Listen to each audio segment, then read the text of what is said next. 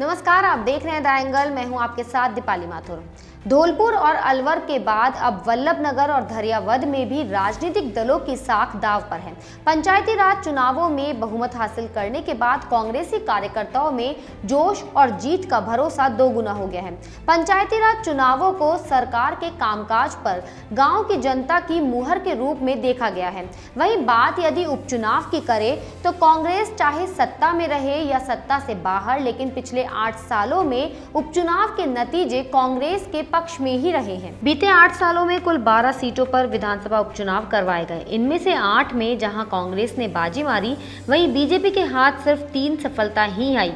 वहीं एक सीट पर आरएलपी ने भी जीत हासिल की। बड़ी बात यह भी है कि 2013 के विधानसभा चुनाव में भले ही कांग्रेस 21 सीटें ही बचा पाई हो, लेकिन इसके बावजूद कांग्रेस ने अपनी स्थिति मजबूत करते हुए 2013 से 2018 के दौरान हुए विधानसभा उपचुनावों में भाजपा के मुकाबले ज्यादा सीटों पर सफलता पाई। विपक्ष में रहते हुए कांग्रेस का रिपोर्ट कार्ड 2013 से 2018 के बीच 6 विधानसभा सीटों पर हुए उपचुनाव। इनमें से 4 सीटों पर कांग्रेस ने जीत की दर्ज। सत्ताधारी भाजपा को मिली थी सिर्फ 2 उपचुनाव में सफलता। सत्ताधारी पार्टी के रूप में कांग्रेस का प्रदर्शन 2018 से अब तक 6 विधानसभा सीटों पर हुए उपचुनाव, 4 पर कांग्रेस ने फहराया जीत का परचम। भाजपा को सिर्फ 1 सीट पर मिली जीत। राजसमंद सीट पर मिली थी ये जीत। महज 5000 वोटों से दीप्ति माहेश्वरी जीती थी चुनाव।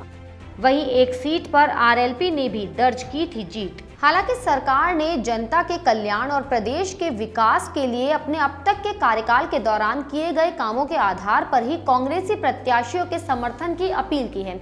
यहां पर यह बात भी काफी अहमियत रखती है कि उपचुनावों में अब तक कांग्रेस के पक्ष में ही नतीजे आते रहे हैं। वहीं इससे कांग्रेसी कार्यकर्ताओं को भी उम्मीद है कि पार्टी अपने इस ट्रैक रिकॉर्ड को फिर से दोहराएगी।